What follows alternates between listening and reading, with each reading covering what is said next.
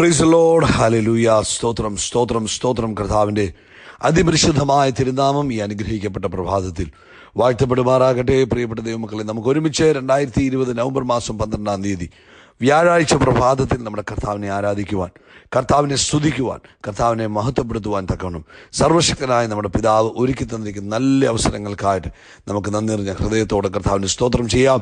കരങ്ങളൊക്കെ ഒന്ന് ഉയർത്തി കർത്താവിന് സ്തോത്രം പറഞ്ഞ്, സ്തോത്രം പിതാവേ, സ്തോത്രം പിതാവേ, സ്തോത്രം സ്തോത്രം സ്തോത്രം സ്തോത്രം സ്തോത്രം പിതാവേ, സ്തോത്രം പിതാവേ, സ്തോത്രം സ്തോത്രം സ്തോത്രം സ്തോത്രം സ്തോത്രം സ്തോത്രം പിതാവേ, സ്തോത്രം പിതാവേ, സ്തോത്രം സ്തോത്രം. ഹല്ലേലൂയ. നന്ദിയോടെ സ്തോത്രം, നന്ദിയോടെ സ്തോത്രം, നന്ദിയോടെ സ്തോത്രം. ഒരുമിച്ച് കർത്താവിന് സ്തോത്രം പറഞ്ഞാട്ടെ. കഴിഞ്ഞ പകൽക്കാലം മുഴുവൻ നമ്മളെ കർത്താവ് കാത്തു പരിപാലിച്ചു. നന്ദിയോടെ സ്തോത്രം. രാത്രി നമുക്ക് നല്ല ഉറക്കം തന്നു. കർത്താവിനൊരു സ്തോത്രം പറഞ്ഞു. സ്തോത്രം സ്തോത്രം സ്തോത്രം. ഈ പ്രഭാതത്തിൽ കർത്താവ് ഞങ്ങളെ ഉണർത്തി. ഹല്ലേലൂയ. സ്തോത്രം സ്തോത്രം സ്തോത്രം. ഈ പകൽക്കാലം ആരോഗ്യത്തോടെ, സൗഖ്യത്തോടെ, സന്തോഷത്തോടെ നമ്മളെ പുലർത്തുന്ന കർത്താവിൻ്റെ വൻ കൃപകൾക്കായിട്ട് നമുക്ക് ഒരുമിച്ച് കർത്താവിന് സ്തോത്രം ചെയ്യാം.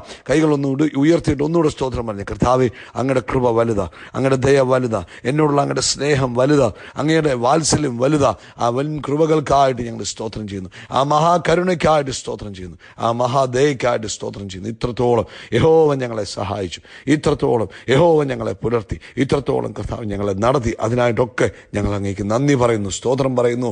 കർത്താവെ, അങ്ങയുടെ നാമത്തെ ഞങ്ങൾ ഉയർത്തുന്നു, ആ നാമത്തെ ഞങ്ങൾ ആരാധിക്കുന്നു. ആ നാമം അത്ഭുത നാമമാകിയാൽ സ്തോത്രം. നമുക്ക് ഒരുമിച്ച് കർത്താവിന് നന്ദി പറയാം. 118-ാം സങ്കീർത്തനങ്ങൾ അതിൻ്റെ 1-ാം ഭാഗത്ത് ഇങ്ങനെ പറയുന്നു: യഹോവയ്ക്ക് സ്തോത്രം ചെയ്യുവീൻ, അങ്ങ് നല്ലവനല്ലോ, അങ്ങയുടെ ദയ എന്നേക്കുമുള്ളത്. ഒന്നുകൂടെ പറഞ്ഞ്, യഹോവയ്ക്ക് സ്തോത്രം ചെയ്യുവീൻ, അങ്ങ് നല്ലവനല്ലോ, അങ്ങയുടെ ദയ എന്നേക്കുമുള്ളത്. ആമേൻ. അതിൻ്റെ 5-ാം ഭാഗം പറഞ്ഞു: ഞെരുക്കത്തിൽ ഞാൻ യഹോവയെ വിളിച്ചപേക്ഷിച്ചു, യഹോവ ഉത്തരമരുളി എന്നെ വിശാല സ്ഥലത്താക്കി. കണ്ടോ, അതൊരു മർമ്മമാണ്.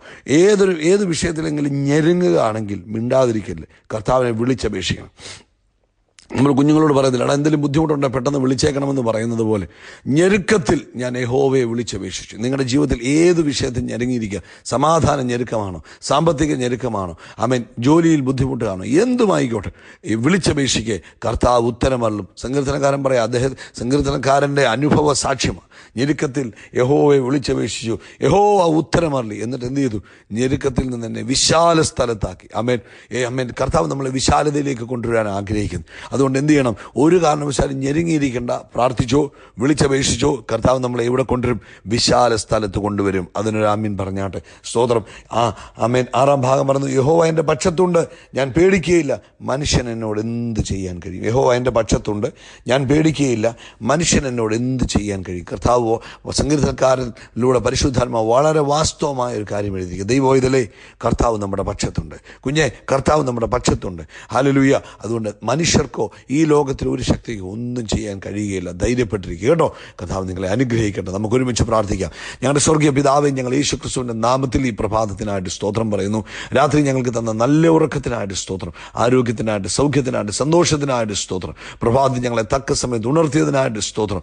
ഈ പകൽക്കാലവും അത്ഭുതകരമായി ഞങ്ങളെ നടത്തുന്ന കൃപകൾക്കായി സ്തോത്രം. അപ്പാ, ഞങ്ങളങ്ങേ ആരാധിക്കുന്നു, അങ്ങേ സ്തുതിക്കുന്നു, അങ്ങേക്ക് നന്ദി പറയുന്നു. ഈ പ്രഭാതത്തിൽ ഈ ശബ്ദം കേട്ടുകൊണ്ടിരിക്കുന്ന എല്ലാ പ്രിയപ്പെട്ടവർക്കായിട്ട് സ്തോത്രം. ഇവരെവിടെ ഇരുന്ന് കേൾക്കുന്നവരാണെങ്കിലും സ്വർഗത്തിലും ഭൂമിക്കും നാഥനായ യേശുവിൻ്റെ നാമത്തിൽ ആമേൻ, ഇവരെ ഞങ്ങൾ അനുഗ്രഹിക്കുന്നു. കർത്താവേ, ഇന്ന് ഇവർ ഏതെങ്കിലും വിഷയത്തിൽ ഞെരുങ്ങിയിരിക്കുന്ന അനുഭവമാണെങ്കിൽ കർത്താവേ, അങ്ങ് വിശാലത വരുത്തുന്ന ദൈവമാകിയാൽ സ്തോത്രം. അങ്ങ് വിശാലത കൊടുത്തിരിക്കുന്നതിനായി സ്തോത്രം. കർത്താവേ, ഇവർ ഏതെങ്കിലും വിഷയത്തിൽ ഭാരപ്പെട്ടിരിക്കുകയാണെങ്കിൽ അങ്ങയുടെ വാഗ്ദത്തമുണ്ടല്ലോ. ഹല്ലേലൂയ. സ്തോത്രം. അങ്ങ് ഞങ്ങളുടെ പക്ഷത്തുണ്ട്. അതുകൊണ്ട് ഞങ്ങൾ ഭയപ്പെടേണ്ട ആവശ്യമില്ല. എല്ലാ ഭയങ്ങളും, എല്ലാ ഭാരങ്ങളും, എല്ലാ നിരാശകളും ഇന്ന് പ്രഭാതത്തിൽ യേശു ക്രിസ്തുവിൻ്റെ നാമത്തിൽ നിന്റെ കുഞ്ഞുങ്ങളെ വിട്ടുമാറുവാൻ കൽപ്പിക്കുന്നു. എല്ലാ ഭാരങ്ങളും മാറട്ടെ, എല്ലാ നിരാശകളും മാറട്ടെ, എല്ലാ ഭയങ്ങളും മാറട്ടെ. യേശുവിൻ്റെ നാമത്തിൽ വിട്ടുമാറുവാൻ കൽപ്പിക്കുന്നു. കർത്താവെ, പ്രത്യേകിച്ച് ഇന്ന് പ്രഭാതത്തിൽ കർത്താവെ, രോഗികളായിരിക്കുന്നവർക്ക് വേണ്ടി പ്രാർത്ഥിക്കുന്നു. കർത്താവായ യേശു ക്രിസ്തുവിൻ്റെ നാമത്തിൽ രോഗസൗഖ്യം വ്യാപരിക്കട്ടെ. യേശു ക്രിസ്തുവിൻ്റെ നാമത്തിൽ രോഗസൗഖ്യം വ്യാപരിക്കട്ടെ. യൂറിക് ആസിഡ് കൂടി ശരീരത്തിൽ ജോയിന്റുകൾക്ക് വേദനയായിട്ട് ഇരിക്കുന്ന പ്രിയപ്പെട്ടവർക്ക് വേണ്ടി പ്രാർത്ഥിക്കുന്നു. ഇന്ന് പ്രഭാതത്തിൽ യേശു ക്രിസ്തുവിൻ്റെ നാമത്തിൽ ആരോഗ്യം ഇവരിലേക്ക് വരട്ടെ, സൗഖ്യം ഇവരിലേക്ക് ഇറങ്ങട്ടെ. കർത്താവ് കൊടുത്ത ആരോഗ്യത്തിന് സൗഖ്യത്തിനായിട്ട് സ്തോത്രം ചെയ്യുന്നു. അതുപോലെ മറ്റേത് രോഗമായെങ്കിലും ഇന്ന് പകൽക്കാലം അങ്ങ് അത്ഭുതം ചെയ്യണമേ കർത്താവേ. ഇന്ന് പകൽക്കാലം കണ്ണ് കാണാത്തവർ കണ്ണ് കാണട്ടെ, ചെവി കേൾക്കാത്തവരുടെ ചെവി കേൾക്കട്ടെ, യേശുവിൻ്റെ നാമത്തിൽ സംസാരിക്കാത്തവർ സംസാരിക്കട്ടെ, യേശുവിൻ്റെ നാമത്തിൽ കൈകൾ അനക്കാൻ കഴിയാത്തവർ ഇന്ന് കൈകൾ അനക്കട്ടെ, യേശുവിൻ്റെ നാമത്തിൽ നടക്കുവാൻ കഴിയാത്തവർ നടക്കട്ടെ, യേശുവിൻ്റെ നാമത്തിൽ ബെഡ് റിഡൻ പേഷ്യൻസ് എഴുന്നേൽക്കട്ടെ. അത്ഭുതകരമായ സൗഖ്യങ്ങൾ കർത്താവ് അയച്ചിരിക്കുന്നതിനായിട്ട് സ്തോത്രം. അതുപോലെ ഈ പ്രഭാതത്തിൽ ഞങ്ങൾ ഒരിക്കലൂടെ കർത്താവെ കൊറോണയാൽ ഭാരപ്പെടുന്നവർക്ക് വേണ്ടി പ്രാർത്ഥിക്കുന്നു. പൂർണ്ണ സൗഖ്യവും ആശ്വാസവും വിടുതലും അങ്ങയുടെ പക്ഷത്തുണ്ടല്ലോ, അങ്ങയുടെ പക്കലുണ്ടല്ലോ, അങ്ങ് കൊടുക്കുന്നതിനായിട്ട് സ്തോത്രം. ജോലി വിഷയം, സാമ്പത്തിക വിഷയങ്ങളിലൊക്കെ കർത്താവ് വിടുതലായിരിക്കണം. ഇന്ന് പകൽക്കാലം ദൈവം ഞങ്ങളോട് സംസാരിക്കണം. ദൈവത്തിൻ്റെ കൃപ കൊണ്ട് ഞങ്ങളെ പൊതിയണം. കൃപയിൽ ഞങ്ങളെ ആമേൻ ഒരുക്കുന്നതിനായിട്ട് സ്തോത്രം. യേശു ക്രിസ്തുവിൻ്റെ നാമത്തിൽ തന്നെ ആമേൻ, ആമേൻ, ആമേൻ. കർത്താവ് നിങ്ങളെ അനുഗ്രഹിക്കട്ടെ. ഇന്ന് വ്യാഴാഴ്ചയാണ്, നമ്മുടെ ഒരുക്കത്തിൻ്റെ ദിവസമാണ്. നാളെയാണ് നമ്മുടെ സഭായോഗം. പ്രാർത്ഥനയോടുകൂടെ വേണം സഭായോഗത്തിൽ പങ്കെടുക്കുവാൻ. അതിൽ ഇന്നേ ഒരുങ്ങണം, എങ്കിൽ മാത്രമേ നാളെ അതിനകത്ത് നമുക്ക് അനുഗ്രഹം പ്രാപിക്കാൻ കഴിയുള്ളൂ കേട്ടോ. അതുകൊണ്ട് ഒരുങ്ങി അതിൽ പങ്കെടുക്കുക. കർത്താവ് നിങ്ങളെ അനുഗ്രഹിക്കട്ടെ. തുടർന്ന് കർത്താവിൻ്റെ വചനത്തിനായിട്ട് നമുക്ക് ഒരുമിച്ച് നമ്മുടെ കാതുകളെ കർത്താവിൻ്റെ സന്നിധിയിലേക്ക് കുറിപ്പിക്കാം. 2 കൊരിന്ത്യർ ലേഖനം 1-ാം അധ്യായം അതിൻ്റെ 20-ാമത്തെ വാക്യമാണ് നമ്മൾ വായിക്കാൻ പോകുന്നത്. ഇവിടെ പറയുന്നു, ദൈവത്തിൻ്റെ വാഗ്ദത്തങ്ങൾ എത്രയുണ്ടെങ്കിലും അവനിൽ ഊവന്നത്രേ. അത് അവനിൽ എന്ന് പറയുമ്പോൾ അത് ക്രിസ്തുവിൽ ഊവന്നത്രേ. അതുകൊണ്ട് ഞങ്ങൾ ദൈവത്തിന് മഹത്വം ഉണ്ടാകുമാർ അവനിൽ ആമേൻ എന്നും തന്നെ. അപ്പം ദൈവത്തിൻ്റെ വാഗ്ദത്തങ്ങൾ എത്രയുണ്ടെങ്കിലും അത് ക്രിസ്തുവേശുവിലായിരിക്കുന്ന ഓരോ ദൈവ പൈതലിനും അത് അവകാശപ്പെട്ടതാണ്. ആമേൻ. അതായത് കർത്താവായ യേശു ക്രിസ്തുവിലായിരിക്കുന്ന അവരാണല്ലോ ദൈവമക്കളെന്ന് പറയുന്നത്. അതിന് വേണമെങ്കിൽ വായിച്ചു കഴിയും. ഗലാത്യ ലേഖനം 2-ാം അധ്യായം 20 മുതൽ താഴോട്ട് വായിക്കുമ്പോൾ, ഞാൻ ക്രിസ്തുവിനോടുകൂടെ ക്രൂശിക്കപ്പെട്ടിരിക്കുന്നു. ഒരു വ്യക്തി വീണ്ടും ജനനം പ്രാപിക്കുമ്പോൾ സംഭവിക്കുന്ന ചില പ്രധാനപ്പെട്ട കാര്യങ്ങളാണ്. ഈ വ്യക്തി എന്ത് സംഭവിക്കുന്നു? ക്രിസ്തുവിനോടുകൂടെ ക്രൂശിക്കപ്പെടുന്നു. ഇങ്ങോട്ട് നോക്കിക്കേ, നിങ്ങൾ ആരുമായിക്കോട്ടെ, നിങ്ങളുടെ വേദപുസ്തകത്തിൽ ഈ വാക്യമുണ്ടോ നിങ്ങൾ വിശ്വസിക്കണം. ഗലാത്യ ലേഖനം 2:20 പറയുന്നത്. 2:20 പറയുന്നു, ഞാൻ ഗലാത്യ ലേഖനം എന്ന് പറഞ്ഞാൽ റോമാലേഖനം കഴിഞ്ഞിട്ട് മുന്നോട്ട് വരുമ്പോൾ കൊരിന്ത്യർ ലേഖനം 1-ഉം 2-ഉം കൊരിന്ത്യർ ലേഖനം കഴിഞ്ഞ് 3-ാമത്തെ പുസ്തകമാണ് ഗലാത്യ ലേഖനം. അതിനകത്താണ് പറയുന്നത്, ഞാൻ ക്രിസ്തുവിനോടുകൂടെ എന്ത് ചെയ്യപ്പെട്ടിരിക്കുന്നു? ക്രൂശിക്കപ്പെട്ടിരിക്കുന്നു. അർത്ഥം, ഞാൻ ക്രിസ്തുവിനോടുകൂടി മരിച്ചു. എൻ്റെ പഴയ മനുഷ്യൻ ക്രിസ്തുവിനോടുകൂടെ ക്രൂശിക്കപ്പെട്ടു, അല്ലെങ്കിൽ പഴയ മനുഷ്യൻ ക്രിസ്തുവിനോടുകൂടെ മരിച്ചിരിക്കുന്നു. ഇനി ജീവിക്കുന്നത് ഞാനല്ല, ക്രിസ്തു അത്ര എന്നിൽ ജീവിക്കുന്നത്. അപ്പം എന്നിലുള്ള പഴയ മനുഷ്യൻ, പാപത്തെ സ്നേഹിക്കുന്ന, പാപത്തോട് താല്പര്യമുള്ള, പാപം ചെയ്യാനുള്ള പ്രേരണ വരുമ്പോൾ പാപം ചെയ്യുന്ന പഴയ മനുഷ്യൻ എന്ത് ചെയ്തു? ഞാൻ ക്രിസ്തുവിനോടുകൂടെ ക്രൂശിക്കപ്പെട്ടു. ഇനി ജീവിക്കുന്നത് ഞാനല്ല, ക്രിസ്തു അത്രേ. ഹല്ലേലൂയ. അപ്പം ഇന്ന് എന്നിൽ ജീവിക്കുന്ന ആരാ? ക്രിസ്തു അത്രേ. ഇനിയും കേട്ടോണേ, ഗലാത്യ ലേഖനം 3:26 ഞാൻ വായിച്ചു. ക്രിസ്തുവേശുവിലെ വിശ്വാസത്താൽ, അപ്പം യേശു ക്രിസ്തുവിനോടുകൂടെ ക്രൂശിക്കപ്പെട്ട ഞാനും നിങ്ങളും ആ ക്രിസ്തുവേശുവിലുള്ള വിശ്വാസം കൊണ്ടാണല്ലോ നമ്മൾ ക്രിസ്തുവിനോടുകൂടെ ക്രൂശിക്കപ്പെടുന്നത്. ക്രൂശിക്കപ്പെട്ട ഞാനും നിങ്ങളും ദൈവത്തിൻ്റെ മക്കളാകുന്നു. ആകും എന്നല്ല, ആയേക്കാമെന്നല്ല, ആകാൻ സാധ്യതയുണ്ട് എന്നുമല്ല. അവിടെ കൃത്യമായിട്ട് എഴുതിയിരിക്കുന്നു, ഞാനും നിങ്ങളും ദൈവത്തിൻ്റെ മക്കളാകുന്നു. ഈ ദൈവത്തിൻ്റെ മക്കളെന്നൊക്കെ പറയുമ്പോൾ പ്രിയപ്പെട്ടവരെ, അതൊരു രസമല്ല, അതൊരു ഭംഗിവാക്കല്ല. അത് സ്വർഗത്തിലെ ദൈവം നമ്മളെ അവൻ്റെ മക്കളാക്കി മാറ്റി. ഞാനിപ്പം പറയാം, ഈ മോൻ ഇന്നു മുതൽ എൻ്റെ മോനായിട്ട് എൻ്റെ വീട്ടിൽ താമസിക്കുമെന്ന് പറഞ്ഞു കഴിഞ്ഞാൽ അവൻ എൻ്റെ അവകാശിയായി മാറുക. നിയമപരമായിട്ട് നമ്മൾ അവകാശങ്ങൾ കൊടുക്കുക. ഇതുപോലെ സ്വർഗത്തിലെ ദൈവം തൻ്റെ പുത്രനാം യേശു ക്രിസ്തുവിനോട് കൂടെ എന്നെയും നിങ്ങളെയും കൂട്ടവകാശികളാക്കി മാറ്റി. അപ്പം നമ്മൾ ഇന്ന് ഇവിടുത്തെ പൗരന്മാരാ, സ്വർഗീയ പൗരന്മാരാ, സ്വർഗീയ കുടുംബത്തിലെ അംഗങ്ങളാ, സ്വർഗീയ ഭവനത്തിന് ഓഹരിക്കാരായി മാറി. കരമുയർത്തി കർത്താവിന് ഹല്ലേലൂയ പറഞ്ഞ്. അപ്പം ഇന്ന് ഈ ശബ്ദം കേൾക്കുന്ന ഞാനും ഈ നിങ്ങളും എന്താണ്? ഞാനും നിങ്ങളും ദൈവമക്കൾ. അതായത് ക്രിസ്തുവിനോടുകൂടെ കൂട്ടവകാശമുള്ളവരാണ്, ദൈവത്തിൻ്റെ അവകാശി. അപ്പം മക്കൾക്ക് അപ്പൻ്റെ എന്തുണ്ടോ അതിനെല്ലാം അവകാശമുണ്ട്. അതാണ് ഇവിടെ പറയുന്നത്. നമ്മൾ ക്രിസ്തുവിനോടുകൂടെ ദൈവത്തോടുകൂടെ അവകാശികളും ക്രിസ്തുവിനോടുകൂടെ കൂട്ടവകാശികളുമാണ്. എന്നിട്ട് പറയുന്നു 27-ാം വാക്യം, ക്രിസ്തുവിനോട് ചേരുവാൻ സ്നാനമേറ്റിരിക്കുന്ന നിങ്ങൾ എല്ലാവരും ക്രിസ്തുവിനെ ധരിച്ചിരിക്കുന്നു. അപ്പം എന്താ സംഭവിക്കുന്നത്? ക്രിസ്തുവിനെ നമ്മൾ ധരിക്കുക ചെയ്ത്. ഇന്ന് നമ്മളെ അല്ല ഈ പിതാവ് കാണുന്നത്, പിതാവ് നമ്മളെ കാണുന്നത് യേശുവിനെ കാണുന്ന പോലെ. അതുകൊണ്ടാണ് ഞാൻ എപ്പോഴും പറയുന്നത്, യാതൊരു പൈശാചിക ശക്തിക്കും നമ്മളെ തകർക്കുവാൻ കഴിയത്തില്ല. നിങ്ങൾക്കെതിരായി വരുന്ന ഒരായുധവും ഫലിക്കത്തില്ല. കാരണം നിങ്ങൾ ക്രിസ്തുവിനാൽ എന്നാ വരുന്നത്? കവർ ചെയ്യപ്പെട്ടിരിക്കുക. യേശു ക്രിസ്തുവിനെ ധരിച്ചിരിക്കുക. അത് അദൃശ്യ മണ്ഡലത്തിൽ പൈശാചിക ശക്തികളൊക്കെ കാണാൻ കഴിയും. എന്ത്? നമ്മൾ ക്രിസ്തുവിനെ ധരിച്ചിരിക്കുന്നത് കാണാൻ കഴിയും. അതുകൊണ്ട് ഒരായുധവും, ശത്രു ഉണ്ടാക്കുന്ന ഒരായുധവും ഫലിക്കത്തില്ല പ്രിയപ്പെട്ടവർ. നിങ്ങൾ അതൊന്നും ഓർത്ത് പേടിക്കേണ്ട. ദുഷ്ടൻ്റെ ഒരു തീയമ്പുകൾ നിങ്ങൾക്ക് നേരെ വരുന്നത് നിങ്ങളുടെ മേൽ ഫലിക്കത്തില്ല. വിശ്വസിച്ചാൽ മതി. കാരണം നിങ്ങൾ ക്രിസ്തുവിനെ ധരിച്ചിരിക്കുക. ഉറക്കെ കൈ ഉയർത്തിയിട്ട് പറഞ്ഞു, ഞാൻ ക്രിസ്തുവിനെ ധരിച്ചിരിക്കുക. ഒന്നുകൂടെ പറഞ്ഞാൽ, ഞാൻ ക്രിസ്തുവിനെ ധരിച്ചിരിക്കുക. ആരാ പറയാതിരിക്കുന്നത്? ചിലർ കണ്ടോ മിണ്ടാതിരിക്കുക. അങ്ങനെയല്ല, കൈ ഉയർത്തിയിട്ട് പറ, ഞാൻ ക്രിസ്തുവിനെ ധരിച്ചിരിക്കുക. ഒന്നുകൂടെ, ഞാൻ ക്രിസ്തുവിനെ ധരിച്ചിരിക്കുക. അതുകൊണ്ട് എനിക്കെതിരായി വരുന്ന ഒരായുധവും ഫലിക്കത്തില്ല.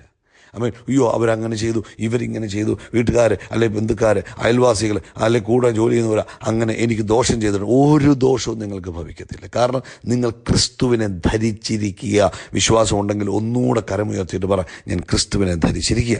ഹല്ലേലൂയ. എന്നിട്ട് പറയാം, അതിനകത്ത് ആരുമെന്നില്ല, ജാതിയെന്നോ മതമെന്നോ രാജ്യമെന്നോ ഒന്നുമില്ല, ദാസനെന്നോ സ്വതന്ത്രനോ ഒന്നുമില്ല, ആണും പെണ്ണുമെന്നില്ല, നിങ്ങളെല്ലാവരും ക്രിസ്തുവേശുവിൽ ഒന്നത്രേ.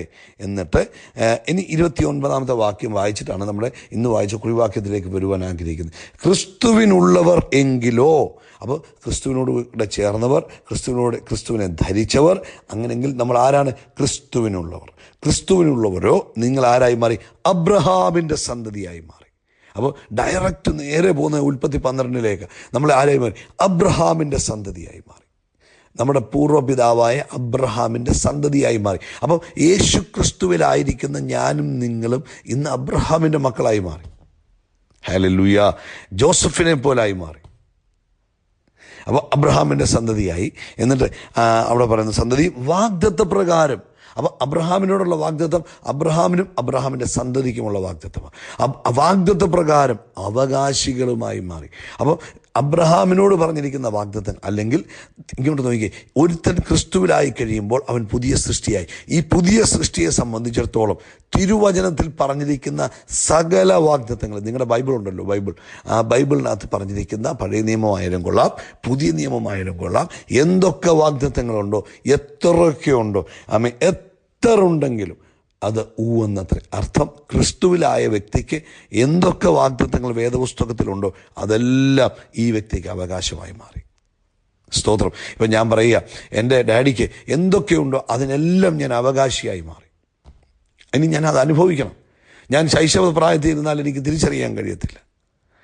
ഡാഡിയുടെ കയ്യിൽ എന്തൊക്കെയുണ്ടോ അതിനെല്ലാം ഞാൻ അവകാശിയായി മാറി. യോഗ്യനല്ലായിരുന്നു, എന്നെ അങ്ങ് അവകാശിയാക്കി മാറ്റി. ഇതുപോലെ നമ്മൾ അബ്രഹാമിൻ്റെ വാഗ്ദത്തങ്ങൾക്ക് യാതൊരു അവകാശവും ഇല്ലാത്തവരാണ്.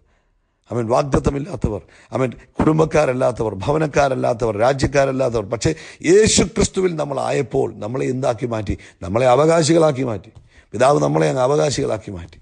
അപ്പോൾ പിതാവ് പറഞ്ഞിട്ടുള്ള, നമ്മുടെ കയ്യിലിരിക്കുന്ന വേദപുസ്തകത്തിൽ പറഞ്ഞിരിക്കുന്ന സകല വാഗ്ദത്തങ്ങൾക്കും ഇന്ന് ക്രിസ്തുവിലായിരിക്കുന്ന ഒരു ദൈവ പൈതലിന് എന്തായി മാറി? അവകാശമായി മാറി. നിങ്ങൾ ഈ വചനം കേൾക്കുമ്പോൾ പ്രിയപ്പെട്ടവരെ, നിങ്ങളുടെ ബൈബിളിലെ വാഗ്ദത്തങ്ങൾ എന്തുണ്ടോ അതിനെല്ലാം നിങ്ങൾക്ക് ആമീൻ പറയാം. എന്തിനാണ് എല്ലാവരുടെയും വാഗ്ദത്തം? നോ, വേദപുസ്തകത്തിൽ ഉള്ള സകല വാഗ്ദത്തങ്ങളും ക്രിസ്തുവിൽ എൻ്റേതായി മാറി.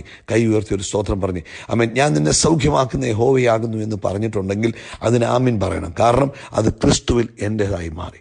ഹല്ലേലൂയ. ഞാൻ നിന്നെ ഒരു നാളും കൈവിടുകയില്ല, ഉപേക്ഷിക്കുകയില്ല എന്ന് പറഞ്ഞിട്ടുള്ള വചനം അത് ക്രിസ്തുവിലായപ്പോൾ എൻ്റേതും നിങ്ങളുടേതുമായി. നിങ്ങളുടെ വശത്ത് 1000 വീണാലും നിങ്ങളുടെ വലത്തുവശത്ത് 10,000 വീണാലും അത് നിങ്ങളോട് അടുത്തു വരികയില്ല എന്ന വാഗ്ദത്തം ക്രിസ്തുവേശുവിൽ എൻ്റെയും നിങ്ങളുടേതുമായി. ആമേൻ. ബാലസിംഹങ്ങൾക്ക് ഇര കിട്ടാതെ വിശന്നിരുന്നാലും യഹോവയെ അന്വേഷിക്കുന്ന എനിക്ക് ഒരു നന്മയ്ക്കും കുറവ് വരികയില്ല എന്ന വാഗ്ദത്തം ക്രിസ്തുവേശുവിൽ എൻ്റേതായി മാറി. യഹോവ എൻ്റെ പരിചയം എൻ്റെ പലകയുമാകുന്നു, അവൻ എൻ്റെ അതിമഹത്തായ പ്രതിഫലമാകുന്നു. ക്രിസ്തുവേശുവിൽ അതെൻ്റെ വാഗ്ദത്തമായി മാറി. ഹല്ലേലൂയ. നീ ഇടത്തോട്ടോ വലത്തോട്ടോ തിരിയുമ്പോൾ വഴിയിതാ എന്ന ശബ്ദം നിന്റെ ചെവിയിൽ കേൾപ്പിക്കും എന്ന് പറഞ്ഞ വാഗ്ദത്തം എൻ്റേതും നിങ്ങളുടേതുമായി ക്രിസ്തുവേശുവിൽ. അങ്ങനെ തിരുവചനത്തിൽ എഴുതിയിരിക്കുന്ന സകല വാഗ്ദത്തങ്ങൾക്കും ഞാനും നിങ്ങളും അവകാശികളായി മാറി. പ്രിയപ്പെട്ടവർ, ക്രിസ്തുവിൽ അത് ആമീൻ പറയുമ്പോൾ അത് നമ്മുടേതായി മാറുകയാണ് ചെയ്യുന്നത്. ഹല്ലേലൂയ. അകത്ത് വരുമ്പോഴും പുറത്തു പോകുമ്പോഴും അനുഗ്രഹിക്കപ്പെടും. നിന്റെ ഗമനത്തെയും ആഗമനത്തെയും ഇന്നു മുതൽ എന്നേക്കും പരിപാലിക്കും എന്ന് വേണ്ട. തിരുവചനത്തിൽ എന്തൊക്കെ വാഗ്ദത്തങ്ങളുണ്ടോ അതെല്ലാം നിങ്ങൾക്ക് ധൈര്യത്തോടെ ക്രിസ്തുവിൽ ആമേൻ എന്ന് പറയാൻ പറ്റും. കാരണം എന്നാ, അത് എൻ്റെ കഴിവുകൊണ്ടല്ല, ഞാൻ ക്രിസ്തുവിനെ ധരിച്ചിരിക്കുന്നത് കൊണ്ട് ക്രിസ്തുവിൽ അതെൻ്റെതായി മാറി. നിങ്ങൾ യാചിപ്പീൻ, അത് നിങ്ങൾക്ക് കിട്ടും. ആമേൻ. ചോദിപ്പീൻ, അത് നിങ്ങൾക്ക് ലഭിക്കും. ആമേൻ. മുട്ടുവീൻ, തുറക്കപ്പെടും. ആമേൻ. കാരണം എന്നാ, ഞാൻ മുട്ടുന്നത് എൻ്റെ പേരിലല്ല, യേശുവിൻ്റെ പേരില്ല. ഞാൻ ചോദിക്കുന്നത് എൻ്റെ പേരിലല്ല, യേശുവിൻ്റെ പേരില്ല. ഞാൻ യാചിക്കുന്നത് എൻ്റെ പേരിലല്ല, ഞാൻ യേശുവിൻ്റെ പേരില്ല. അതുകൊണ്ട് എന്ത് പറ്റും? അത് എനിക്ക് ലഭിക്കുക തന്നെ ചെയ്യും. നിങ്ങൾ എൻ്റെ നാമത്തിൽ എന്ത് യാചിച്ചാലും അല്ലെങ്കിൽ എന്ത് ചോദിച്ചാലും അത് നിങ്ങൾക്കുണ്ടെന്ന് കർത്താവ് പറഞ്ഞിട്ടുണ്ടെങ്കിൽ അത് കർത്താവ് പറഞ്ഞ വാഗ്ദത്തം യേശു ക്രിസ്തുവിൽ എൻ്റെ അവകാശമായി മാറി. അതുകൊണ്ട് പ്രിയപ്പെട്ടവരെ, നിങ്ങൾ എൻ്റെ നാമത്തിൽ ഭൂതങ്ങളെ പുറത്താക്കും, രോഗികളുടെ മേൽ കൈവച്ച സൗഖ്യം വരും. ഇതെല്ലാം നിങ്ങളിലൂടെ സംഭവിക്കും. അവൻ വിശ്വസിക്കുക. ക്രിസ്തുവിലായി കഴിയുമ്പോൾ നിങ്ങളുടെ ലൈഫ് മാറി. ക്രിസ്തുവിലായി കഴിയുമ്പോൾ നിങ്ങൾ വ്യത്യസ്ത വ്യക്തിയായി മാറി. പഴയ മനുഷ്യനല്ല, പുതിയ മനുഷ്യനാണ്. അവൻ അവിടെ പാച്ച് വർക്കോ എന്തെങ്കിലും എന്നാ പറയുന്നത്, ടെക്നിക്കലായിട്ട് എന്തെങ്കിലും ചെയ്ത് ഒന്ന് പെയിൻ്റ് അടിച്ചെടുത്തതല്ല. Totally new creation. അതാണ് 2 Corinthians 5:17 ഒരുത്തൻ ക്രിസ്തുവിലായാൽ അവൻ പുതിയ സൃഷ്ടിയായി മാറി. അല്ല അങ്ങനെ അല്ല അല്പമേ ആയിട്ടുള്ളെങ്കിൽ പറഞ്ഞാൽ മതി. ഒരുത്തൻ ക്രിസ്തുവിലായാൽ അവനെ പെയിൻ്റ് അടിച്ചെടുത്തു അല്ലെങ്കിൽ അവന് കുറച്ച് രൂപാന്തരം കൊടുത്തു. അങ്ങനെയല്ല, പുതിയ സൃഷ്ടി, totally new creation in Christ. അതുകൊണ്ടാണ് ഈ വാഗ്ദത്തങ്ങളെല്ലാം നിങ്ങളുടേതായി മാറി. അതുകൊണ്ട് ധൈര്യമായിട്ട് മുന്നേറി. ഇത്രയും വാഗ്ദത്തമുള്ള നിങ്ങളാണോ ഈ നിരാശപ്പെട്ടിരിക്കുന്നത്? ഇത്രയും വാഗ്ദത്തമുള്ള നിങ്ങളാണോ പരാജയ ഭീതിയിലിരിക്കുന്നത്? ഇത്രയും വാഗ്ദത്തമുള്ള നിങ്ങളാണോ അയ്യോ എന്നാ ചെയ്യുമെന്ന് പറഞ്ഞ് ഭാരപ്പെട്ടിരിക്കുന്നത്? നോ, നിങ്ങൾക്കുള്ള വാഗ്ദത്തങ്ങളെ കണ്ടെത്തി യേശു ക്രിസ്തുവിന്റെ നാമത്തിൽ അതിന് ആമീൻ പറ. അത് നിങ്ങളുടേതായി മാറും. കേട്ടോ? കർത്താവ് നിങ്ങളെ അനുഗ്രഹിക്കട്ടെ. We are shining by the power of Holy Spirit. God bless you, God bless you, God bless you. നിരാശപ്പെടാതെ ദൈവവചനം ധ്യാനിക്ക്, നിങ്ങളുടെ വാഗ്ദത്തങ്ങളെ കണ്ടെത്ത്, എല്ലാം നിങ്ങൾക്കുള്ളത്. എന്നിട്ട് അതിന് ആമീൻ പറഞ്ഞ് അത് നിങ്ങളുടേതാക്കി മാറ്റിക്കും. കർത്താവ് അനുഗ്രഹിക്കട്ടെ. Glory to Jesus.